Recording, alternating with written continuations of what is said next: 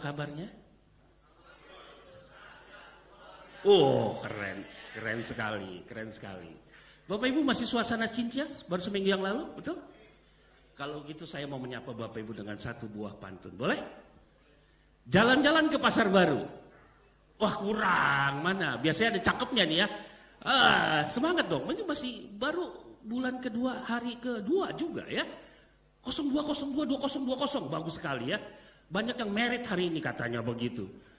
Ya, betul ya? Oke? Mantap. Kok pada bohong semua? Saya ulang ya. Jalan-jalan ke pasar baru. Cakep, keren. Mampir ke Grendeng makan capcay. Oh, mana cakepnya? Belakaci. Ulang ya. Jalan-jalan ke pasar baru. Cakep. Mampir ke Grendeng makan capcay. Oh, cakep lagi. Biar Tuhan memberkati kita di tahun yang baru.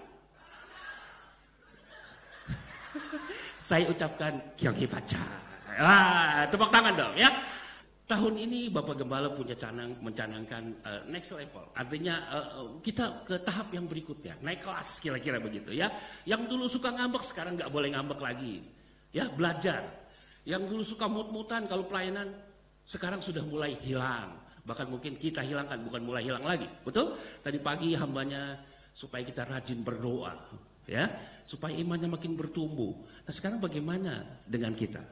Jadi tahun 2020, tahun perubahan dan tahun pembaharuan dan tahun perkenanan Tuhan.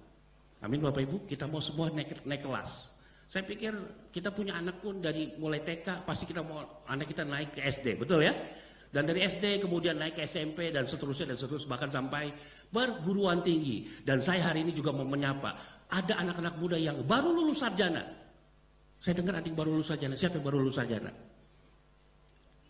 Listi, Josafat, siapa lagi? Siapa lagi? Siapa lagi? Ada lagi? Yang dapat info baru itu. Boleh? Kita bertepuk tangan dong. Oke, ya. Jos, selamat. Listi ada Listi? Pasti ada Yosi, ada Listi di situ. Ya. Oke, selamat. Dan tidak lupa juga ada yang lulus S2. MTH nyusul saya. Bro, bangun bro. Ya, walaupun kemarin habis di sidang dibantai ya. Saya sudah duluan bro, saya udah 2 kali bro ya. Pasca sarjana ya. Kelihatannya cuma gelar doang tapi capek susahnya setengah mati ya. Kalau orang bilang cuma gelar doang, tapi Bapak Ibu coba suruh sekolah, puyeng-puyeng Bapak Ibu. Ini mata apa pandaan saudara ya. Kenapa? Karena kerjain tugas banyak, penelitian sebagainya. Oke? Sekali lagi beri tepuk tangan buat anak-anak yang lulus sarjana dan Bro Rian yang sudah lulus MTH-nya. Oke? Nah, Bapak Ibu singkat waktu saja, saya punya gambar Bapak Ibu. Ya. Renungan singkat saja siang hari ini saya punya gambar. Nah, Bapak Ibu tahu ini gambar apa? Ya. Termometer. Betul. Yang sebelahnya apa? Sebetulnya bentuknya banyak tapi saya ambil yang familiar saja. Ada yang tahu gambarnya apa? Hah? Ya, buat pengontrol AC. Ini yang salah satu bagian dari yang disebut dengan termostat. Bapak Ibu tahu ya? Dulu pernah belajar fisika lagi waktu SMA. Brother tahu? Jangan-jangan nggak tahu. Ini termostat. Ya, atau mungkin di mobil juga ada, kemudian di komponen juga ada. Cuman saya ambil bentuknya yang Bapak Ibu mungkin tahu. Nah, Bapak Ibu tahu perbedaannya apa? Atau persamaannya dulu deh. Persamaannya apa? Tahu? Sama-sama untuk mengukur suhu, betul ya? Tetapi ada sesuatu hal yang membedakan antara kedua alat ini. Bapak Ibu tahu termometer untuk apa? Untuk apa? Mengukur suhu badan, suhu ruangan juga Pak. Bukan suhu badan saja, suhu ruangan juga. Ya, jadi Bapak Ibu termometer adalah alat yang dipakai untuk mengukur suatu suhu di dalam ruangan maupun di badan kita. Betul ya? Kalau anak kita sakit, kita suhunya berapa. Tetapi yang menarik adalah ini adalah termostat. Nah, termostat berbeda dengan termometer. Kenapa? Bukan termostat yang dipengaruhi oleh suhu ruangan, tetapi dia adalah apa? Yang mempengaruhi, yang mengatur suhu. Jadi kalau misalkan ini AC, kalau dia suhunya katakanlah 20 derajat, ketika suhunya 23 derajat, suhunya akan dinormalkan sampai ke titik 20 derajat. Sesudah suhu 20 derajat, dia akan dipertahankan sampai suhu 20 derajat. Atau ketika suhunya kita kedinginan, suhunya kita naikin sampai 25 derajat. Biasa AC di rumah saya paling 25, 24. Paling dingin 23. Lebih hemat listrik dan lebih sejuk. Jangan dingin-dingin saudaraku ya. Kalau dingin-dingin ke tulangnya nggak enak. Oke? Itu adem dan hemat listrik juga ya. Nah, Bapak Ibu, ketika suhunya kedinginan atau terlalu dingin di luar, kita setel suhu kita mencapai katakanlah 25 derajat begitu. Maka suhu ruangan akan mengikuti perlahan-lahan, dia akan naik sampai 25 derajat. Dan ketika titik 25 derajat, maka suhu itu akan dipertahankan sampai sedemikian. Tetapi berbeda dengan termometer. Halo? Termometer adalah alat mengukur suhu ruangan. Jadi ruangannya 30 derajat, termometer menunjukkan 30 derajat. Anak kita sakit panas 38 derajat, termometer menunjukkan suhu 38 derajat. Bapak Ibu tahu maksudnya? Saudaraku, hari-hari ini mungkin kita kesal dengan kondisi orang tua kita. Mungkin kesal dengan istri kita, suami kita, anak kita. Halo? Mau jadi termometer atau jadi termostat? Halo? Bapak Ibu, mungkin hari ini ibadahnya, aduh, WL-nya lama sekali, musiknya acak-acakan, pengkhotbahnya lama. Misalkan begitu. Bapak Ibu mau jadi termometer atau mau jadi termostat? Artinya Bapak Ibu tujuannya hanya ke Tuhan. Terserah. Mau orang mau ngomongin apa, mau suami lagi marah, istri lagi marah, gua tetap mau berdoa sama Tuhan, gua tetap beribadah sama Tuhan. Tidak dipengaruhi oleh lingkungan sekitar. Kalau Bapak Ibu, yang mengatur mood Bapak Ibu adalah Bapak Ibu sendiri. Yang mengatur tujuan hidup Bapak Ibu adalah Bapak Ibu sendiri. Bukan lingkungan sekitar, bukan lingkungan kiri kanan kita, keluarga kita dan sebagainya. Halo? Nangkep Bapak Ibu? Amin. Kenapa Bapak Ibu saya sampaikan hal ini? Hari-hari ini banyak sekali hanya karena hal sepele mempengaruhi mood kita. Hanya gara-gara mungkin berantem dengan suami istri atau ribut dengan anak, mood kita jelek dan kita dipengaruhi. Halo, sekarang kita balik. Kita yang harus mempengaruhi mereka. Amin. Ayo Bapak Ibu. Ya, ilustrasi yang sederhana. Tapi hari ini saya ingetin buat kita semua. Halo, jangan mau kita dipengaruhi oleh hal-hal yang kurang baik. Dan itu mempengaruhi hidup kita. Apalagi ketika datang, aduh asirnya sombong sekali. Aduh asirnya kurang senyum. Sehingga Bapak Ibu yang tujuannya mantap mau ibadah, tiba-tiba terganggu hanya karena apa? Hanya karena asir. Halo? Amin? Hari ini saya mau bicara tentang meningkatkan kapasitas. Maximize your capacity. Betul nggak berbahasa Inggris ya? Betul ya? Saya agak sungkan kalau ada suhu di sini ya. Oke, meningkatkan kapasitas kita Bapak Ibu. Nah saudaraku, Matius 25 ayat 15. Bapak Ibu sudah tahu cerita ini. Ada seorang tuan yang mau bepergian keluar kota dan kemudian dia mempercayakan 1 talenta, 2 talenta, dan 5 talenta kepada 3 hambanya. Dan ayat 25 bilang begini. Ayat 15 Bapak Ibu nggak usah baca, saya sudah siapkan di sini. Bilang begini, ayat yang ke-15 dari Matius 25 bilang begini. Yang seorang diberikannya berapa? 5 talenta, yang seorang lagi 2 talenta, dan yang seorang lagi berapa? 1. Nah ini yang saya garis bawahi. Masing-masing apa? Menurut kesanggupannya. Halo? Bapak Ibu saya ulang. Masing-masing dikasih 1, 2, dan 5. Dan masing-masing menurut kesanggupannya. Bapak Ibu hari-hari ini, kalau Bapak Ibu melihat mungkin hari-hari ini mungkin kelihatannya mungkin sekali lagi mungkin, kok hidupku nggak berubah ya. Tapi ada yang bilang, Tuhan terima kasih, hidupku excited banget. Tuhan percayakan lebih lagi. Mungkin dalam hal materi, dalam pekerjaan, dalam karir, dalam sekolah, apapun juga. Atau mungkin sebaliknya. Tuhan kok kayaknya sekolahnya begini aja ya. Atau kok perekonomianku begini saja ya. Halo? Ingat hari ini. Tuhan kasih talenta menurut apa? Menurut kesanggupannya. Tuhan tahu kita. Nah Bapak Ibu ini gambar apa? Gambar apa? Gambar orang niup balon jelas ya. Bukan niup yang lain-lain. Nah Bapak Ibu, saudaraku kalau balon ditiup, terus makin gede. Kalau ditiup terus apa? Pecah. Ya, pasti dia akan buar. Atau mungkin kurang kencang, bunyinya bom begitu ya. Misalkan begitu saudaraku. Nah, saudaraku gini, satu hal saya bagi. Saya dapat pengertian begini. Tuhan tidak akan pernah memaksakan kapasitas. Kalau memang kapasitas kita kecil, Tuhan gak akan pernah kasih kapasitas yang lebih besar. Halo? Saya ulang. Bapak Ibu dengar baik. Kalau Tuhan melihat Anda punya kapasitas yang kecil, Bapak Ibu gak akan pernah dikasih kapasitas yang besar. Kenapa? Karena ketika dikasih paksa yang besar, Bapak Ibu akan apa? Boom. Betul gak? Halo? Apa sih? Kapasitas itu apa sih? Dari tadi ngomongnya kapasitas apa sih? Bapak Ibu, kapasitas itu adalah ruang yang tersedia di dalam hati kita atau daya tampung kita, daya pikir kita seperti apa. Kalau Bapak Ibu masih seperti anak-anak, Bapak Ibu nggak mungkin dipercayakan hal yang lebih besar atau hal yang akan dilakukan oleh orang-orang yang dewasa. Kalau Bapak Ibu masih suka mut-mutan, Bapak Ibu saya percaya Bapak Ibu nggak akan pernah dipercayakan hal yang lebih besar.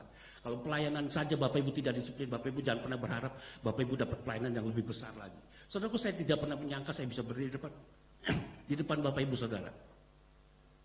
Ya, saya dulu dari masih SD saya cuma punya cita-cita dan saya bernasar, Tuhan kalau saya bisa main musik, saya mau pelayanan musik. Dan saya buktiin sampai sekarang sudah hampir mungkin dari mulai pelayanan tahun 88. Udah berapa tahun? 32 tahun. Ya. Dan saya masih tetap melayani Tuhan dalam hal musik. Tapi siapa yang sangka saya sampai bisa berdiri dan berbicara di depan Bapak Ibu Saudara. Saya percaya apa yang saya hari ini dapatkan itu adalah buah kesetiaan saya. Setuju gak Bapak Ibu? Halo? Apa yang Bapak Ibu hari ini dapatkan itu adalah buah kesetiaan Bapak Ibu sama Tuhan. Jangan pernah berkata, oh Tuhan ini karena saya pintar, karena saya bekerja dengan luar biasa. No. Kalau Tuhan tidak memberkati, semua akan sia-sia. Amin? Ya? Jadi saudaraku gini, kalau kapasitas Bapak Ibu cuma segede kendi, ya sudah segede kendi, mungkin kendinya aja nggak penuh.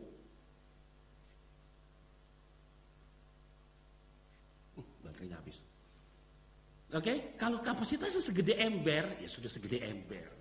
Atau segede kardus susu ultra, ya sudah segede kardus susu ultra.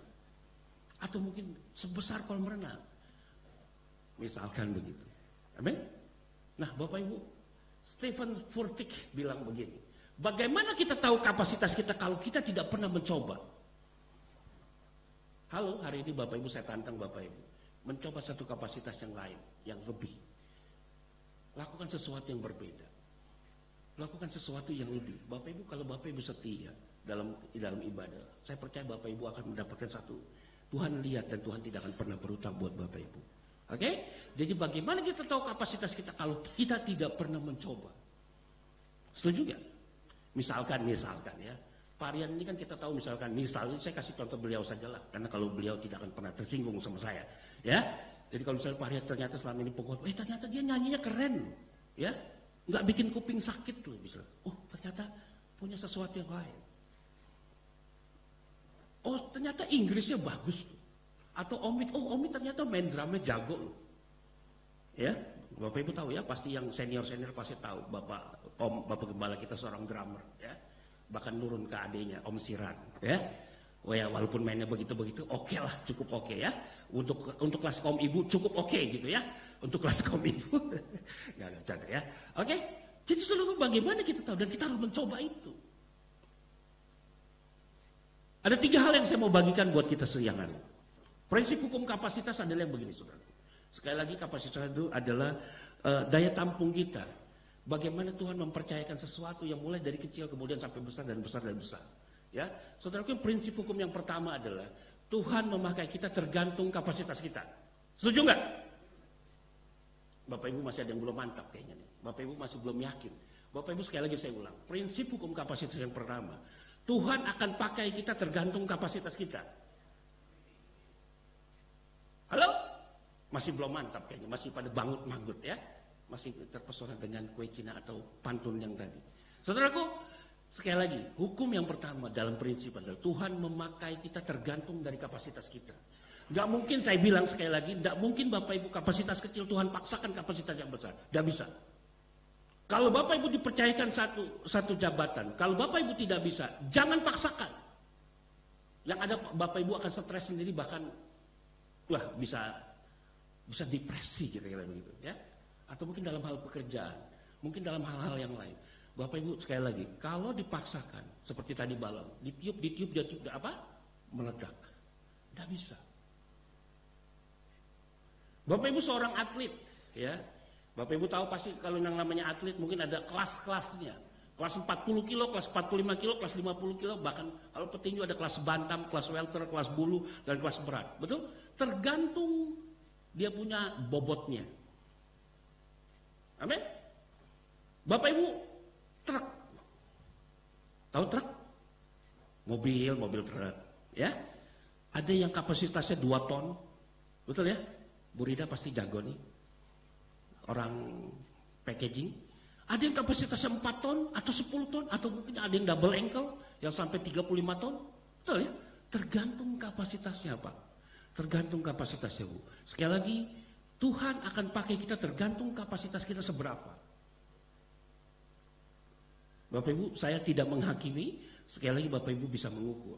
Tuhan, kalau Tuhan percayakan sesuatu, aku akan lakukan dengan baik. Dan Tuhan akan pakai sesuai dengan kapasitas saya. Sesuai dengan ruang saya, sesuai dengan daya tampung saya. Amin. Seperti tadi Matius 25 ayat 15. Yang seorang diberikannya 5 talenta, yang seorang lagi 2 dan seorang lagi 1. Masing-masing menurut kesanggupan. Bapak Ibu tahu cerita ini ya? Tahu ya? Bapak Ibu lihat, yang 5 jadi berapa? 10. Yang 2 jadi berapa? 4. Yang 1 jadi berapa? 1. Dan Tuhannya bilang begini, hai kamu, kasih yang satu itu ke yang punya 5. Coba saudaraku, sudah dapat 10, ditambahin lagi 1. Halo? Bapak Ibu, makanya saya ajarkan ini supaya Bapak Ibu gini. Saya jujur aja ya agak sedikit apa ya, ya dalam tanda kutip malas lah. Kalau ngeliat pelayan-pelayan, sudah levelnya pelayan apalagi punya jabatan, masih mut-mutan, masih apa ya namanya,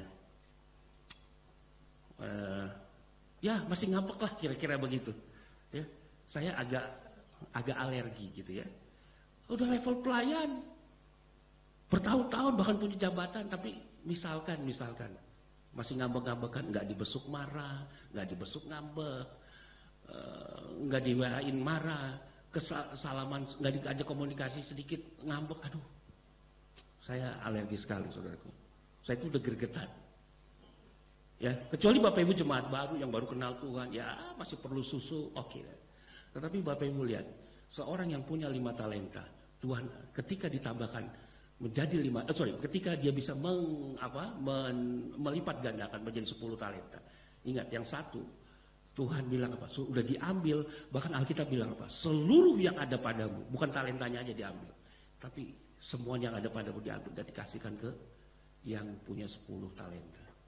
Saudaraku ngeri kalau melihat begitu saudaraku. Saudaraku dikasih talenta apa? Dikasih punya kapasitas apa? Kembangkan itu dengan baik. Oke? Prinsip hukum yang kedua saudaraku. Nah ini saudaraku. Yang pertama adalah Tuhan mau pakai kita sesuai dengan kapasitas kita. Yang kedua adalah kapasitas itu bisa diperbesar Pak. Oke? Saya ulang. Kapasitas itu bisa diperbesar, betul? Betul nggak? Caranya gimana? Yang pertama yang paling simpel, banyak cara, tetapi yang paling simpel adalah setia dalam perkara kecil. Lagi-lagi saya ulang, ketika Bapak Ibu dipercayakan sebagai apapun dalam pelayananmu, ketika kau dipercayakan apapun dalam pekerjaanmu, ketika engkau dipercayakan apapun dalam rumah tanggamu, ketika engkau dipercayakan apapun dalam lingkunganmu, lakukan itu dengan setia. Betul? Matius 25 ayat 14-30 ini perumpamaan tentang talenta yang tadi saudara. Nah sekarang yang saya mau lihat, kita lihat ada Lukas 19 ayat 11, boleh Yuni? Lukas 19 ayat 11-23. Nanti saya baca singkat supaya Bapak Ibu mendengar ya. Yang Matius 25 tadi Bapak Ibu kita sudah bahas. Oke? Lukas 19 ayat 11. Untuk mereka yang mendengarkan dia di situ, Yesus melanjutkan perkataannya dengan suatu perumpamaan. Sebab ia sudah dekat Yerusalem dan mereka menyangka bahwa kerajaan Allah akan segera kelihatan. Maka ia berkata, ada seorang bangsawan, perhatikan Bapak Ibu, mirip-mirip ceritanya, tapi Bapak Ibu perhatikan. Ada seorang bangsawan berangkat ke sebuah negeri yang jauh untuk dinobatkan menjadi raja di situ. Dan setelah itu baru kembali. Ia memanggil 10 orang hambanya berapa? 10 hambanya dan memberikan 10 mina kepada mereka. Katanya, pakailah ini untuk berdagang sampai aku datang kembali. Jadi kalau 10 orang dikasih 10 mina, masing-masing dapat berapa? Masing-masing dapat 1. Ya, terus akan tetapi orang-orang sebangsanya membenci dia, lalu mengirimkan utusan menyusul dia untuk mengatakan, kami tidak mau orang ini menjadi raja atas kami. Terus, dan terjadilah ketika ia kembali, setelah ia dinobatkan menjadi raja, ia menyuruh memanggil hamba-hambanya yang telah diberinya uang itu, untuk mengetahui berapa hasil dagang mereka masing-masing. Orang yang pertama datang dan berkata, Tuan, mina Tuan yang satu itu telah menghasilkan berapa? 10 mina. Terus, katanya kepada orang itu, baik sekali perbuatanmu itu, hai hamba yang baik. Engkau telah setia dalam perkara kecil. Karena itu terimalah kekuasaan atas berapa? 10 kota. Datanglah yang kedua dan berkata, Tuan, mina Tuan telah menghasilkan berapa? 5 mina. Terus, katanya kepada orang itu, dan kau kuasailah 5 kota. Terus, dan hamba yang ketiga datang dan berkata, Tuan, inilah mina Tuan, aku telah menyimpannya dalam sapu tangan. Sebab aku takut akan Tuan, karena Tuan adalah manusia yang keras. Tuan mengambil apa yang tidak pernah Tuan taruh, dan Tuan menuai apa yang tidak Tuan tabur. Katanya kepada orang itu, hai hamba yang jahat, aku akan menghakimi engkau menurut perkataanmu sendiri. Engkau sudah tahu bahwa aku adalah orang yang keras, yang mengambil yang tidak pernah aku taruh dan menuai apa yang tidak aku tabur. Terus terakhir, jika demikian, mengapa uangku tidak kau berikan kepada orang yang menjalankan uang? Maka sekembali kau dapat mengambilnya serta dengan bunganya. Saudara, masih ada ayat yang lain, tapi saya potong sampai sini, saudara. Bapak Ibu perhatikan, dikasih 1 mina, menghasilkan berapa? 10. Dan tuannya bilang begini, kalau gitu kuasailah 10 kota. Wah, keren. Betul? Yang kedua, datanglah berapa? 5 mina. Dari 1 menjadi 5 kali lipat. Kata tuannya, kuasailah 5 kota. Kalau engkau setia dalam perkara kecil, Tuhan akan tambahkan. Saudara, ini perumpamannya keren sekali, saudara. Mirip-mirip sebetulnya. Tetapi yang satu sudah tidak melipat gandakan, komplain lagi sama hambanya. Ini gambaran, saudara. Ini gambaran kita, saudara. Tuhan kasih kesempatan kita untuk kita mengembangkan talenta yang Tuhan sudah kasih. Tuhan sudah kasih kesempatan untuk mengembangkan kapasitas yang Tuhan kasih. Tapi ternyata apa? Tapi ternyata kita malah komplain sama Tuhan. Kita marah-marah, kita sama protes sama Tuhan. Lukas 16 ayat 10 bilang begini, barang siapa setia dalam perkara-perkara kecil, apa? Ia juga setia dalam perkara besar. Dan barang siapa tidak benar dalam perkara kecil, ia tidak benar juga dalam perkara besar.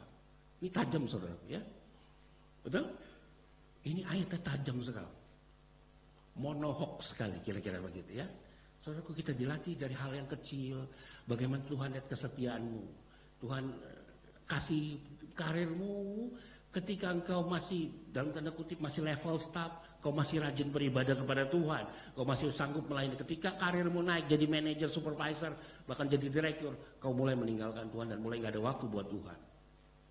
Dan ketika engkau masih perekonomian sederhana, kau masih rajin memberi buat Tuhan. Tapi ketika kau dipercayakan untuk perekonomian yang lebih, kau mulai hitung-hitungan sama Tuhan. Ketika hidupmu, standar hidupmu naik, bukan gaya hidupmu yang naik. Ketika perekonomian naik, bukan standar hidupmu yang naik. Tapi apa?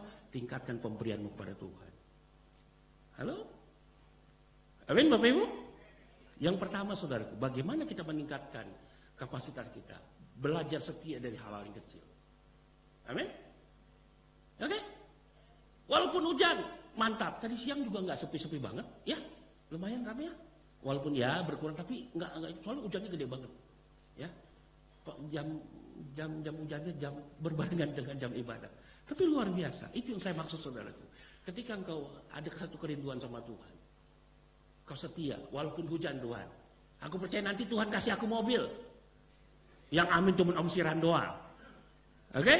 Yang lain masih naik Grab. Enggak, saudara, ya. Saya percaya ketika Bapak Ibu setia, Tuhan enggak pernah berutang sama Bapak Ibu. Tapi motivasi kita bukan itu, ya. Amin? Nah saudaraku, yang kedua adalah do something, lakukan sesuatu yang berbeda. Yang mungkin agak konyol kira-kira begitu ya. Nggak apa-apa, tapi sesuatu yang berbeda. Kita coba daripada kita tidak pernah mencoba. Saudaraku, Daud, ketika dia, Bapak Ibu tahu ya ceritanya ya. Ketika Samuel mau mengurapi, Tuhan bilang, pergi ke Isai. Ke keluarga Isai. Kau urapi dia, salah satu anaknya akan kurapi menjadi raja. 1, 2, 3, 4, wah ini keren nih, ganteng nih, tinggi besar. Saul, kayak Saul tinggi besar dan ganteng sekali, saudara ya. Alkitab bilang cukup tinggi, 2 meter lebih perawakannya. Kira-kira Samuel masih terbawa obsesi yang seperti itu. Ya, 1, 2, 3, 4, 5, 6, 7 ya kalau nggak salah. 7. Terus kemudian kata Tuhan, bukan mereka. Terus kemudian Samuel bingung. Dia kemudian tanya papanya Daud, anakmu cuma segini. Ada satu lagi sih, tapi lagi ngangon kambing, ngangon domba di kebun, di ladang kira-kira begitu. Coba panggil. Saudaraku, Alkitab bilang apa? Daud perawakannya nggak besar, pipinya masih merah-merah begitu ya, kayak saya begini, saudara ya. Kenapa? Ada sesuatu yang salah ya. Saudaraku lihat, masih belasan, masih umur belasan kira-kira saudaraku ya. Dan ketika Daud datang, Tuhan bilang itu dia, urapi dia. Saudaraku, nggak masuk hitungan Daud. Tapi ketika Tuhan angkat dia, ya, kemudian dari gembala terus kemudian sesudah diurapi itu kemudian gini saudaraku. Tiba-tiba disuruh sama papanya, singkat cerita kemudian beberapa kemudian disuruh nyanterin makanan. Momen terbesar ini yang keren nih saudaraku. Saudaraku lihat, Daud yang seorang gembala, seorang anak kecil yang gak ngerti apa-apa, umur belasan tahun, dia nganterin makanan buat koko-kokonya yang lagi berperang begitu, dan kemudian inilah momen terbaiknya dia, momen kebangkitannya dia, saudara. Ya, dan kemudian tiba-tiba dia berubah menjadi seorang prajurit, seorang tentara, saudaraku ya. Walaupun mungkin dia dengan proses-proses pakai baju segala macam nggak bisa karena kedodoran, badan terlalu kecil. Tapi ini saudara, ini prosesnya. Lakukan sesuatu. Saudara, kalau Daud lagi waktu itu dia cuma melongo saja, dia cuma ngeliat Tuhan, apa itu. Tapi enggak. Alkitab bilang apa? Siapa dia? Dia berani menghina anak Tuhan, kira-kira begitu ya. Dan itu momen terbaik. Dan ketika Daud berhasil mengalahkan Goliat, terus kapasitas naik. Alkitab mencatat bahkan dia menjadi raja Israel. Amin. Lakukan sesuatu. Saudara, ini juga memotivasi saya, saudara ya. Kemudian kita tahu juga cerita tentang Yusuf. Seorang anak the golden boy, anak emas papanya, mau dibunuh sama kakaknya. Ya. Mau dibunuh sama kakaknya, kemudian kata kakak jangan dibunuh. Bapak Ibu tahu cerita ini. Kemudian jadi budak dan kemudian masuk penjara, difitnah dan sebagainya.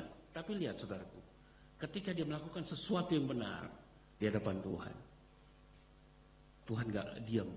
Jadilah dia Perdana Menteri, orang nomor 2 sesudah Firaun. Amin.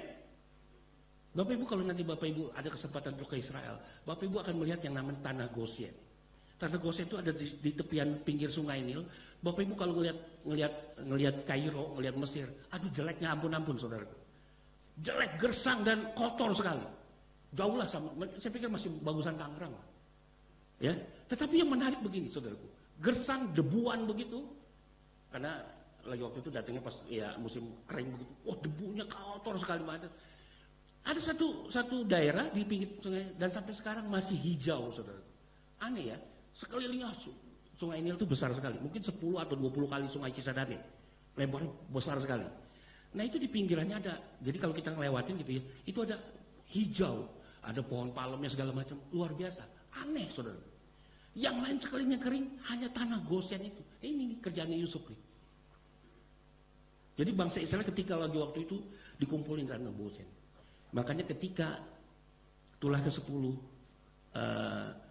yang di tanah Goshen ini bangsa Israel dikasih tahu sama malaikat, nanti olesin darah di ambang pintu, maka malaikat maut akan lewat. Nah ini yang disebut tanah Goshen, saudara. Oke, lakukan sesuatu. Yang pertama apa tadi? Kalau Bapak Ibu mau bersedia, setia dalam perkara kecil. Yang kedua, lakukan sesuatu yang berbeda. Nggak apa-apa, mungkin kelihatannya konyol, mungkin kelihatannya nggak masuk akal. Tapi lihat, bersama Tuhan tidak akan pernah ada yang sesuatu yang sia-sia. Amin, Bapak Ibu. Tantang diri kita untuk selalu untuk maju. Saudaraku, pertumbuhan itu harus disengaja. Ulang. Saudaraku, pertumbuhan itu harus disengaja. Betul nggak? Bapak Ibu mau bertumbuh sehat, Bapak Ibu harus makan yang baik. Bapak Ibu mau lulus dengan baik, Bapak Ibu harus belajar dengan baik. Bapak Ibu mau pelayanan dipakai dengan luar biasa, Bapak Ibu harus sengaja melatih diri Bapak Ibu untuk satu pelayanan yang lebih lagi. Kadang kita butuh orang lain untuk menarik kapasitas kita. Misalkan, saya lagi-lagi contoh Parian kayaknya bisa main keyboard. Enggak bisa, kita coba dulu. Atau Parian bisa nyanyi kayaknya deh. Selain pengkhotbah kayaknya mungkin bisa nyanyi. Kadang-kadang dibutuhkan orang lain untuk menarik kapasitas kita. Setuju nggak Bapak Ibu? Halo? Kadang-kadang Pak Adi ini potensinya luar biasa. Dan terbukti kemarin jadi ketua panitia Natal suruh sampai banyak sekali. Tepuk tangan dulu dong. Ya? Kurang mantap tepuk tangannya. Tepuk tangan sekali lagi dong buat Ko Adi ya. Dia belaga nulis saudaraku ya. Ternyata itu dia punya kapasitas. Saudaraku kita nggak pernah tahu. Tapi kita berani. Ya, hamba Tuhan bilang, kayaknya kok Adi bisa. Ternyata kita tidak salah. Amin. Walaupun punya tim yang bagus, timnya juga tetap keren, tapi tetap leadernya satu. Mau bertumbuh atau tidak itu keputusan Bapak Ibu. Halo, saya ulang. Bapak Ibu mau bertumbuh atau tidak bertumbuh itu keputusan Bapak Ibu. Bapak Ibu tidak bisa dipengaruhi orang lain. Kalau Bapak Ibu mau bertumbuh dengan baik. Bapak Ibu kalau Bapak Ibu mengerti contoh ya. Kalau Bapak Ibu ngerti fitness, saudaraku, Bapak Ibu punya yang namanya PT. PT itu personal trainer. Bapak Ibu kalau Bapak Ibu masuk Gold Gym atau First Fitness Plus atau macam-macam lah ya, itu bayar PT-nya mahal. Sebulan kalau nggak salah, setahun kurang lebih sekitar 7 sampai 10 juta untuk melatih kita saja. Jadi cuman kalau push up-nya harus begini, dadanya harus begini, kakinya harus begini, tangannya harus begini. Cuma begitu-begitu aja, saudara. Bayarnya mahal. Dan Bapak Ibu makannya pun dikontrol sama dia. Begitu pas besoknya latihan lagi, perutnya Bapak atau Ibu berarti Bapak Ibu nggak latihan di rumah. Bapak Ibu harus latihan. Kelihatan lemaknya, kelihatan ininya, bisepnya nggak jadi segala macam. Sampai begitu, saudara. Bapak Ibu kalau mau sehat dan badannya bagus, ya seperti ini. Diatur. Artinya apa Bapak Ibu? Kalau mau pertumbuhanmu bagus dalam kerohanian pun, Bapak Ibu harus disiplin yang kuat, makan yang baik. Betul ya? Nah demikian juga sama. Proteinnya harus banyak dan sebagainya. Tidak boleh makan gorengan, tidak boleh makan es, minum es, tidak boleh yang macam-macam. Itu diketat. Nah sama pertumbuhan rohani pun begitu. Kadang-kadang diperlukan orang lain untuk menarik kapasitas kita. Oke? Yang ketiga Bapak Ibu. Yang terakhir, Bapak Ibu perhatikan. Yang pertama apa tadi? Kalau kapasitasmu mau naik, setia dalam perkara kecil. Yang kedua, apa tadi? Apa? Do something, melakukan sesuatu yang berbeda. Ketika ada kesempatan kau lakukan itu. Contoh Daud, contoh Yusuf, masih banyak yang lain. Yang ketiga saudara, kalau kapasitasmu mau naik, mau besar, Bapak Ibu jangan pernah kecewa sama orang. Boleh Amsal 27 ayat 17 ini? Bapak Ibu jangan pernah kecewa sama orang. Ya kecewa sih pasti sama orang, artinya begini. Jangan mudah kecewa. Amsal 27 ayat 17. Besi menajamkan besi dan orang menajamkan sesamanya. Betul? Halo? Bapak Ibu sekali lagi. Kalau Bapak Ibu mudah kecewa, engkau tidak akan pernah maju. Kalau engkau selalu kecewa, Yeremia 17 ayat 5. Kalau engkau mudah kecewa, engkau tidak akan pernah dipakai Tuhan dengan luar biasa. Beginilah firman Tuhan, Yeremia 17 ayat 5. Terkutuklah orang yang mengandalkan manusia, yang mengandalkan kekuatannya sendiri dan yang hatinya apa? Menjauh daripada Tuhan. Yang ketiga, kalau kapasitas mau naik, jangan pernah mudah kecewa sama orang. Amin. Lagi-lagi, saya ajarkan ini supaya kita naik kelas, supaya kita naik level, supaya kita iman kita bertumbuh dalam Tuhan. Saudaraku, Bapak Ibu, sekali lagi saya sering kali suka pertanyaan konyol. Bapak Ibu sudah berapa kali ikut Natal?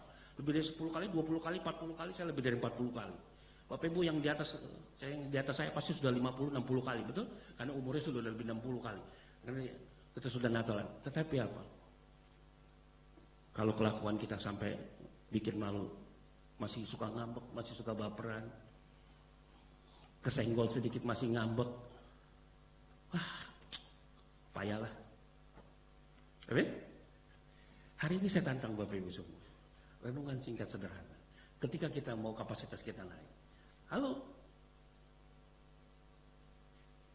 Setia dalam perkara kecil. Lakukan sesuatu. Jangan pernah kecewa. Dan yang ketiga, prinsip hukum yang ketiga, saudara. Ya, Tuhan memperbesar kapasitas kita apa? Bertahap, step by step. Simpel ya. Jadi kalau prinsip hukum yang pertama apa tadi? Tuhan pakai kita sebagai apa? Sesuai dengan kapasitas. Dan yang kedua, kapasitas kita bisa dinaikkan, bisa dibesarkan. Dan yang ketiga, besarnya pun proses, nggak bisa langsung. Betul ya? Nggak ada yang serba instan Bapak Ibu, nggak ada. Ya, karakter semua proses, tidak ada yang serba instan.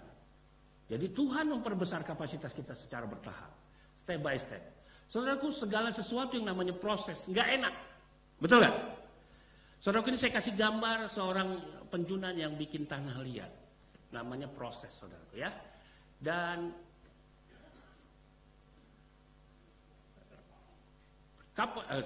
nah saudaraku, kapasitas erat hubungannya dengan hati dan karakter kita. Jika hati dan karakter kita semakin serupa dengan Kristus, sesungguhnya kapasitas kita juga semakin diperbesar. Saudaraku, yang namanya proses itu gak enak. Pasti dibejek-bejek. Ini contoh ya, ilustrasi bikin tanah liat. Diambil, digali dari tanah, terus kemudian diayak, dipilih tanah yang bagus. Bapak Ibu, ketika tanah liat dipilih, itu gak langsung dipakai Bapak Ibu. Diayak lagi, dipilih lagi, betul-betul sampai yang lembut, baru bisa dijadikan sebagai bisa dibentuk. Kemudian sesudah dibentuk pun kemudian dibejek lagi, dibanting lagi, dipukul lagi, bahkan ketika sudah jadi pun belum selesai Bapak Ibu, dibakar lagi sampai betul-betul keras. Saudaraku, jika hati dan karakter kita semakin serupa dengan sesungguhnya, kapasitas kita akan semakin diperbesar. Prosesnya itu nggak enak, tapi Bapak Ibu akan dilatih.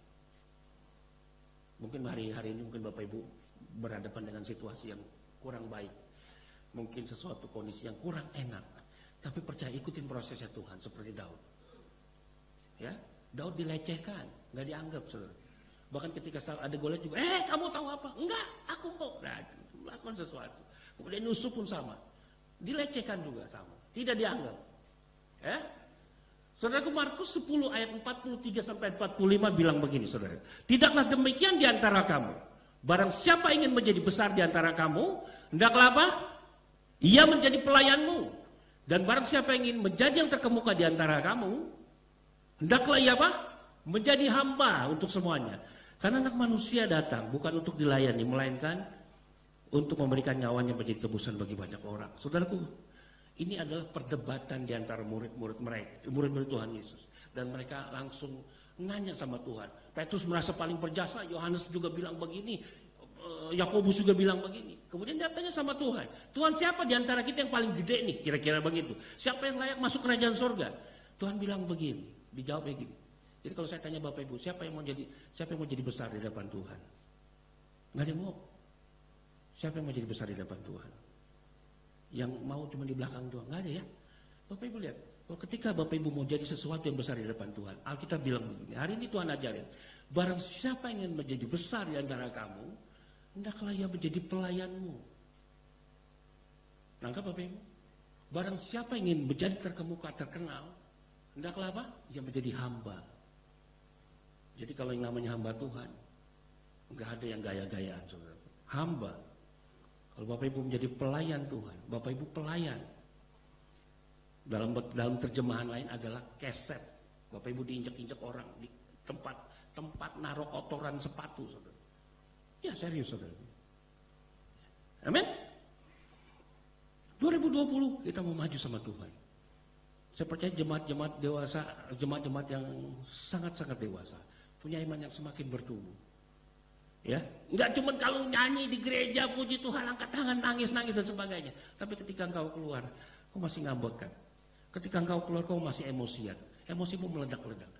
Bahkan kau punya asumsi-asumsi yang negatif. Halo. Amin.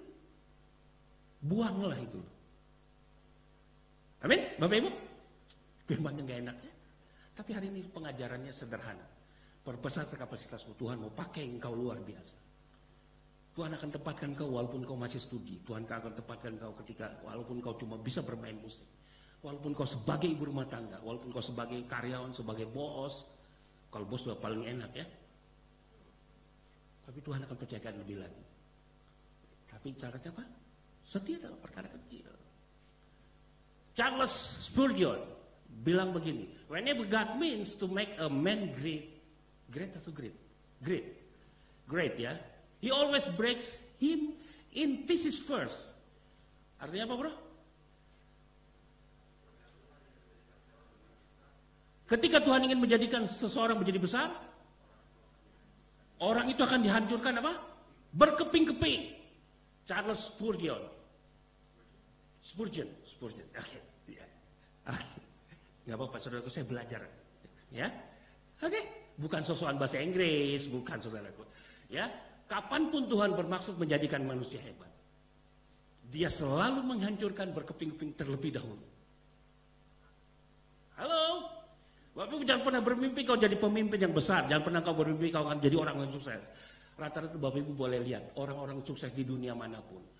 Bahkan yang punya Trans TV, Pak Cairil Tanjung ya. Dia seorang anak singkong. Prosesnya luar biasa. Sekarang jadi salah satu orang terkaya di Indonesia. Prosesnya saudara. Nah demikian dalam kerohanian kita. Ketika Tuhan bermaksud menjadikan kita menjadi orang yang hebat, Tuhan gak mungkin angkat demikian mudahnya. Tuhan pasti akan hancurkan dulu berkeping-keping. Egomu, emosimu, karaktermu. Ketika kau sudah tahan uji semua, baru you are a great man. Kau jadi orang yang hebat, yang luar biasa. Amin? Bapak Ibu, sederhana ya. Ini juga buat saya sebetulnya, memotivasi saya. Tuhan, aku mau kapasitas yang lebih. Lagi-lagi tadi saya bilang, saya nggak pernah menyangka bisa berbicara di depan Bapak Ibu. No, saya nggak pernah. 2007 saya kuliah lanjut di Harvard. Ya, tadinya cuma mau MA doang, saudara. Tapi lanjutlah, tanggunglah, MTH lah lanjut. Ya Tuhan izinkan, ternyata memang nggak langsung, tapi ternyata dipersiapkan, di-prepare. Ya. Pihak kampus bilang, Pak Hendra, lanjut saja lah, ambil doktor. Saya bilang enggak. Tapi ternyata beberapa tahun kemudian, ternyata apa yang saya pelajari, itu bisa saya pakai dengan baik. Ternyata bisa saya pakai buat pelayanan saya. Mungkin kayak sekarang saya anak saya lesin piano, mungkin sekarang belum kepake. Tapi nanti saya punya planning 5-10 tahun ke depan dia menjadi pelayan Tuhan di Pobos ini. Mungkin Bapak Ibu mempersiapkan anak Bapak Ibu les Mandarin sekarang misalkan begitu. Atau les Inggris. Sekarang sih mungkin belum terlalu kepake, betul ya? Tapi nanti lihat ketika dia mulai SMA, ketika dia mulai kuliah, semua textbook rata-rata bahasa Inggris.